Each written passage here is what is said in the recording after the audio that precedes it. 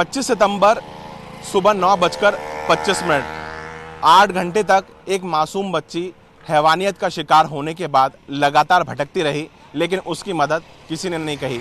लेकिन एक कहावत है कि जब भी दुनिया पर जुल्म होता है तो ब्राह्मण ही सबसे पहले मदद के लिए आगे आता है, और वही ब्राह्मण सबसे पहले मदद के लिए आगे आए।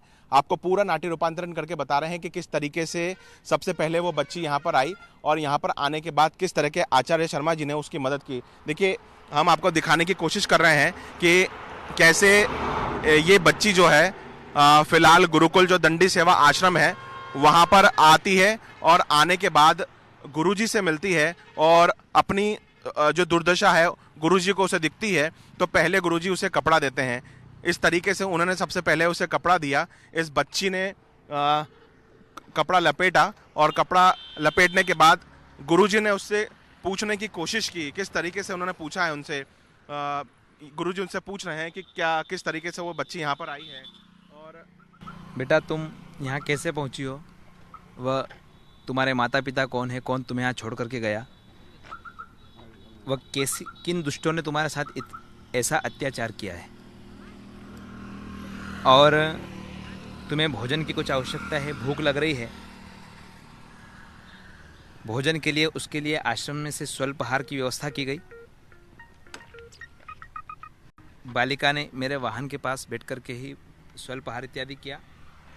जो कुछ खाना था, चाय पिलाई उसे। बिल्कुल, ये आप देख रहे हैं कि इस तरीके से ये जो बच्ची है, पहले इसने ये जो भी इसे स्वल्पाहार दिया गया, इसने प्रयास किया इसे खाने का, और जो गुरुजी थे उन्होंने उससे पूछा कि ये जो दरिंदगी उसके साथ हुई है ये किसने की है। वो जब बच्ची बोल नहीं पा रही थी तो ये स्वल्पाहार लेने के बाद गुरुजी ने उसके हाथ में एक पेन और एक कागज़ दिया। पेन और कागज़ देने के बाद उससे लिखवाने का प्रयास किया कि ये बच्ची के साथ जो भी घटनाक्रम हुआ है, क्या वो इसके लिए किसी का नाम लिख सकती है या किसी का कुछ बता सकती है। तो वो लिखने में कोशिश उसने प्रयास किया, लेकिन वो ऐसा कुछ जानकारी लिख नहीं पाई। इसके बाद गुरुजी ने अपना मोबाइल निकाला, क्योंकि वो जब कुछ लिख नहीं पा रही थी तो उन्होंने विधिवत तरीके से डायल 100 पर फ़ोन लगा के अधिकारियों से बात की। किस तरीके से उन्होंने क्या कहा, उनके पहले शब्द क्या रहे, हम आपको सुना रहे हैं, दिखा रहे हैं।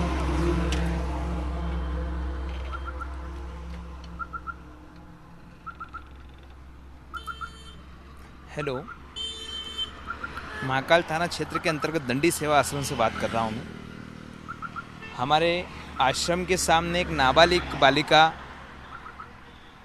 कहीं दूर से परेशान होती हुई आश्रम तक पहुंची है। मेरी दृष्टि उसके ऊपर पड़ी है। वह बालिका बहुत दुखी है, बहुत परेशान है। पाँव से उसके ब्लीडिंग हो रही है, आँखों में पूरी स्वेलिंग से भरी हुई है, पाँव से बिल्कुल लड़खड़ा रही है, खड़ी भी नहीं हो पा रही है।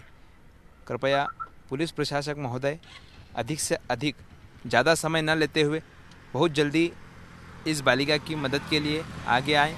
बालिका बहुत परेशान है और हम इसे सूने हाथों में छोड़ना नहीं चाहते हैं। कृपया आप लोग अपनी जवाबदारी को ध्यान में रखते हुए बहुत शीघ्र आप लोग बहुत जल्दी समय में आप लोग यहाँ पहुँचे और इस बालिका को पूर्णतः अपना सहयोग प्रदान करें और इसे किसी अस्पताल में उपचार के लिए तुरंत यहाँ से ले जाया जाए। बिल्कुल, जैसे ही आचार्य जी ने फ़ोन किया और उसके तुरंत बाद डायल 100 की गाड़ी आई। चूँकि हम नाट्य रूपांतरण के तौर पर आपको बता रहे हैं कि किस तरीके से ये जो बच्ची है इसे फिर सुरक्षित हाथों में लेते हुए गुरुजी ने इस गाड़ी के अंदर बैठाया। गाड़ी के अंदर बैठाने के बाद में बच्ची को सुरक्षित स्थान पर पुलिस के हाथों में दिया, और पहले गुरुजी ने ये तस्दीक की कि यह वाहन पुलिस का ही है, और उसके बाद इस बच्ची को जो है पुलिस के वाहन से आगे ले जाया गया। तो ये इस पूरे घटनाक्रम का हम आपको नाट्य रूपांतरण बता रहे थे। मेरे साथ में राहुल आचार्य जी मौजूद हैं, दंडी सेवा आश्रम के गुरुजी। और सबसे बड़ी बात कि ये जो पूरा घटनाक्रम हुआ है, इस घटनाक्रम ने दिल दिला दिया है। उनकी जो बातें आप सुनेंगे, उन्होंने जो बताया, गुरुजी क्या पूरा ये घटनाक्रम था, क्योंकि जिस तरीके से पहले भी आपने जानकारी के माध्यम से बताया है, सिलसिलेवार तरीके से बताएं किस तरीके से इस बच्चे की मदद की आपने। जिस विषय में मैं लगभग सभी न्यूज़ चैनलों पर इस बारे में आपको पूरी गतिविधि दे रहा हूँ, कि 25 तारीख के दिन सुबह 9:30 बजे के करीब बालिका इसी स्थान पर जहां हम लोग खड़े हुए हैं, यही वह बालिका मुझे दिखाई दी थी। मैं अपने निजी वाहन से कहीं इमरजेंसी मीटिंग में शामिल होने के लिए जा रहा था। जैसे ही गेट पर आया, मैंने देखा कि मेरे आश्रम के मेन गेट से दूर 20 फीट की दूरी पर एक बालिका जो कि नीचे के भाग से बिल्कुल निर्वस्त्र होकर के आश्रम के सामने से गुजर रही, मेरी आंखों से देखा नहीं गया। मैंने तुरंत अपना जो ऊपरी वस्त्र धारण कर रखा था वह मैंने वस्त्र निकाल करके उस बालिका को दिया। उस बालिका ने अपने हाथों से अपने शरीर को ढका। तत्पश्चात मैंने उस बालिका से बार बार पूछने का प्रयास किया कि बेटी तुम कहाँ से हो, यहाँ कैसे आई हो और कितने समय से तुम इस क्षेत्र में घूम रही हो और किन दुष्टों ने तुम्हारे साथ ये अत्याचार किया है। लेकिन बालिका मुझे सब कुछ बताने में असमर्थ थी। मैंने बालिका को 1 से 2 बार पेन डायरी भी दी कि यदि कुछ लिखना जानती हो तो मुझे लिख करके अवगत कराओ, कि तुम्हारे माता पिता के कुछ नाम नंबर तुम्हें पता हो तो वो मुझे बताओ, मैं संपर्क तुम्हारा वहाँ से बनाता हूँ। लेकिन उस विषय में बालिका मेरी कोई मदद नहीं कर पाई। मैंने बालिका को कीपैड निकाल करके भी दिया, यदि नंबर जानती हो तो इस पर लगा करके बताओ, लेकिन बालिका उसमें भी कोई मदद नहीं कर पाई। बालिका से मैंने पूछा, बेटा कुछ खाने की इच्छा है, भूख लग रही है? उसने मुझे ऐसे हाँ का संबोधन किया। मैंने उसके लिए आश्रम में जो स्वल्पाहार बना था वह स्वल्पाहार दिया और तुरंत मैंने 100 पर कॉल किया। 2 बार मेरा किसी कारणवश कॉल डिस्कनेक्ट हुआ। फिर मैंने पुनः महाकाल थाने में इस रिपोर्ट को दर्ज कराई और महाकाल थाने से रिक्वेस्ट करके पुनः 100 पर कॉल किया। 100 से हमें पुलिस की मदद मिली और पुलिस महोदय ने आकर के उस बच्ची को अपने हाथों में लिया और यहाँ से उसे तुरंत महाकाल थाने से ले जाते हुए उसे चरक हॉस्पिटल में उपचार उसका करवाया। गुरुजी, ये जितनी भी बातें आपने बताई हैं, कहीं ना कहीं एक बहुत दर्दनाक तरीके से ये दृश्य नज़र आते हैं। जब आप ये बातें कह रहे हैं तो वो दृश्य आंखों के सामने आ रहे हैं कि वो बच्ची उस समय कितनी पीड़ा में होगी, क्या उसने कुछ खाया था और फिर वो लोगों से घबराती रही। जैसा कि आपने बताया कि जिस तरीके से और भी लोग आपके पास उसकी मदद के लिए आते रहे तो वो आपके पीछे छुपने का प्रयास कर रही थी, क्योंकि वो बहुत ज़्यादा डरी हुई थी, बहुत ज़्यादा सहमी हुई थी। बिल्कुल सर, ये बात सही है कि बालिका 8-10 मिनट के बाद मेरे बातों के ऊपर वह विश्वास कर चुकी थी, क्योंकि मैं उसे बार बार आश्वस्त कर रहा था कि बेटा यहाँ तुम्हें किसी प्रकार का भय नहीं है, कोई भी यहाँ आपका बाल भी बांका नहीं कर पाएगा। ऐसे उसमें कई बार विश्वास के साथ में आश्वस्त करता रहा। फिर जैसे ही देखा कि मेरे जिस रास्ते से जो भी सहयोग निकल रहे थे वह सब मेरे पास आ करके खड़े हो रहे थे, उन्होंने आ करके मेरे साथ खड़ा रहना पसंद किया। लेकिन बालिका उनको देख देख करके बार बार डर रही थी। जैसे ही कोई नया व्यक्ति आता मेरी गाड़ी से बार बार चिपकने का प्रयास कर रही थी, मेरी पीठ के पीछे आने का वह प्रयास कर रही थी कि कहीं उसे कोई पकड़ न ले जाए, कहीं उसे मारने न लग जाए। इस प्रकार के उसके आचरण से ऐसा आभास हमें हो रहा था कि वह बालिका बहुत ज़्यादा ही भयभीत थी। पुलिस आई, पुलिस उसे व्यवस्थित तरीके से फिर अपने साथ लेके गई? बिल्कुल सर, पुलिस को आते ही बालिका बिल्कुल निर्भय हो गई। वह खुद जैसे ही पुलिस महोदय ने अपना हाथ बढ़ाया, बालिका खड़ी हो गई और वह पुलिस महोदय के वाहन में बैठ गई। पुलिस ने भी उसके साथ में बहुत अच्छा आचरण किया। उन्होंने उसे समझाया भी सही। उन्होंने कहा कि बेटा आपको डरने की बात नहीं है, तुम मेरे साथ चलो, मैं तुम्हें भोजन भी कराऊंगा और तुम्हें जो तकलीफ़ है उसका भी हम तुम्हें पूर्णतः उपचार इत्यादि करवाएंगे। और ऐसा बिल्कुल मेरी आंखों से देखा गया कि पुलिस महोदय के किसी भी कर्तव्य से बालिका निर्भय थी। पंडित जी, जब आपने उसे पहली बार देखा आपके मन में क्या पीड़ा आई? क्योंकि आप जो बता रहे हैं वो काफ़ी दर्दनाक है। हम इतने छोटे बच्चे को इतनी तकलीफ में और उसके साथ जो हैवानियत हुई है उसको लेकर कोई भी अगर ये सुनेगा तो उसके लिए विश्वास करना असंभव सा रहेगा।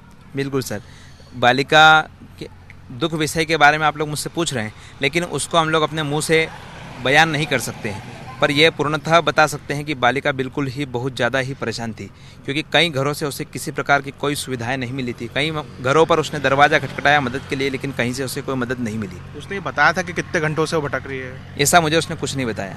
लगभग आपको क्या लगता है कितने समय से परेशान हो रही होगी? जिस प्रकार से वीडियो वायरल हो रही है कॉलोनी की, उस हिसाब से तो लग रहा है कि बालिका कम से कम 4-5 घंटे से भी ज़्यादा, वह और भी कई वीडियो वायरल हुई है, लेकिन लगता है कि अत्याचार के बाद भी कम से कम 5 से 6 घंटे तक वह बालिका भटकती रही। गुरुजी, क्या कहें हम अब कहते हैं कि इंसान ही इंसान के काम आए, मानव ही मानव की सेवा करता है, नर ही नारायण है। और उस समय से एक छोटी सी बच्ची जो खून में लथपथ थी, आपने भी देखा उसे और आपने पहली बार में देख के जिस तरीके से उसकी मदद की, वो दर दर भटकती रही। लोग उसकी मदद के लिए आगे नहीं आए और इस तरीके के जब वीडियो आ रहे हैं तो तमाम प्रकार के ऐसे सवाल जहन में आ रहे हैं। बिल्कुल सर, कई वीडियो हम लोगों ने भी देखे हैं कि कई घरों पर वह मदद मांगने जा रही, लेकिन हर कोई उसे धुतकार रहा है। ऐसा जिन लोगों ने किया है बहुत निंद्य है।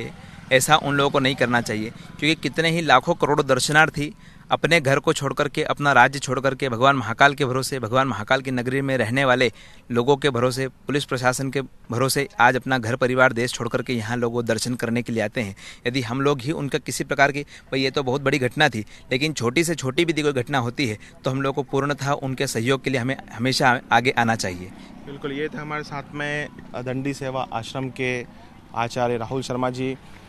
एक सबसे बड़ी बात जो निकल कर आई है, जो उन्होंने भी कहा है कि इस दुख को, जो बच्ची का दर्द है, उसे बयान नहीं किया जा सकता, क्योंकि उसको उस स्थिति में देखना किसी के लिए भी लाजमी नहीं होगा। और सबसे बड़ी बात, 8 घंटे तक वह बच्ची भटकती रही और हमने यहाँ पहुंचकर आपको एक नाट्य रूपांतरण के माध्यम से, एक रिक्रिएशन के माध्यम से समझाने का प्रयास किया है कि वो बच्ची के साथ किस तरीके की सिलसिलेवार तरीके से घटना हुई थी और यहाँ जब वो पहुंची तो किस तरीके के आगे घटनाक्रम रहा, कैसे गुरुजी ने उसकी मदद की, कैसे पुलिस आई और फिर उसके आगे क्या हुआ। फिर बहरहाल इस पूरे मामले में पुलिस ने 5 संदिग्धों को हिरासत में लिया है, जिनसे सख्ती से पूछताछ की जा रही है।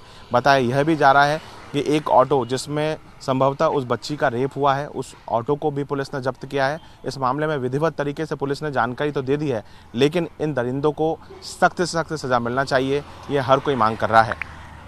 कैमरा पर्सन नंदन सिंह पवार के साथ रवि हेमरा सिसोदिया, उज्जैन।